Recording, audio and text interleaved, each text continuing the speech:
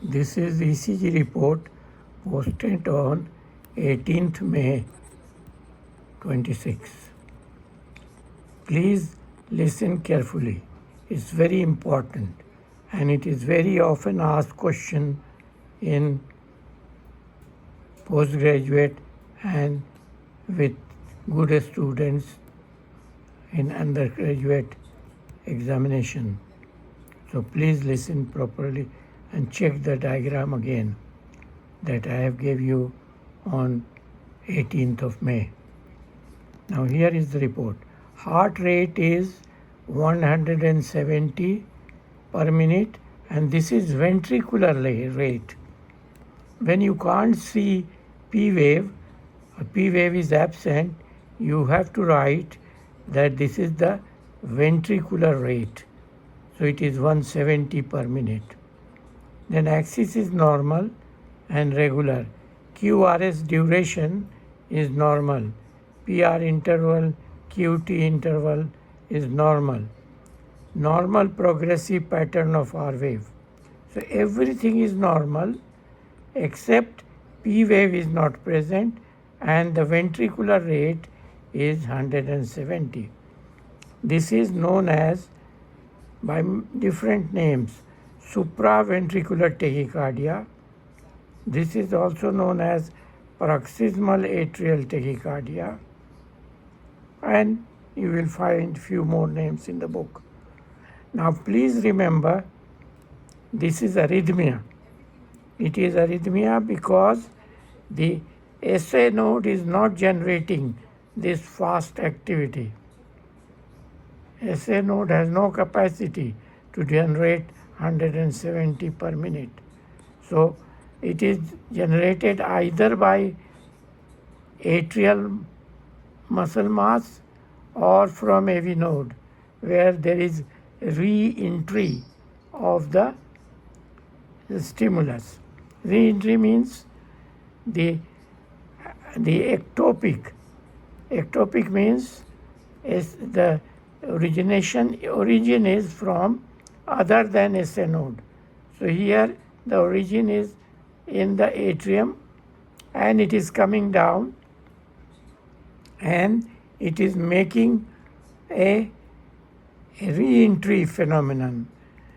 Re-entry means again going back and circulating in circle, so that each time it is causing QRS. So this is important to remember. Then the question is that why can't it be tachycardia, sinus tachycardia? It is not sinus tachycardia because you don't see P wave. P wave presence means sinus. So if the heart rate is fast and you do not see P wave, that is arrhythmia, and P wave is absent in supraventricular tachycardia or paroxysmal atrial tachycardia. Now another thing so it is not sinus tachycardia because you see P wave and rate is maximum rate of ventricular tachycardia will be 120.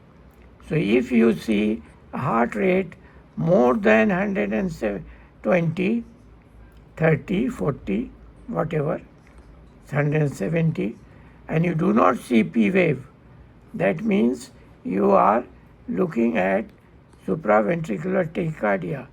Now this supraventricular tachycardia is not fatal.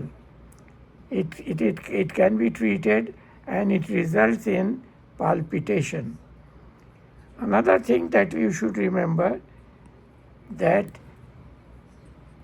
you can confuse with the fast atrial fibrillation.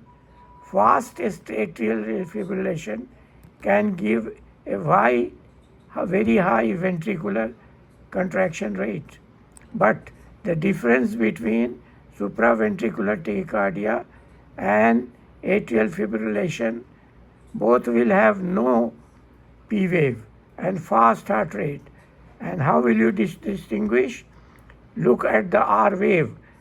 the two R waves distance is dissimilar in all the subsequent R waves. So if you find a irregular heart, totally irregular heart, but it can be regular, it seems to be regular, and it is tachycardia. So how will you differentiate atrial fibrillation with fast atrial fibrillation with supraventricular tachycardia? By looking at the ECG. ECG you will see, although the rate of ventricular contraction is fast in fast atrial fibrillation. So fast atrial fibrillation will show irregular R wave. You have to look it carefully. The irregularity is not very marked as you see in slow heart rate atrial fibrillation. Remember, that is important. And this diagram is taken from book on workbook by Aaron Jinda. Very nice book.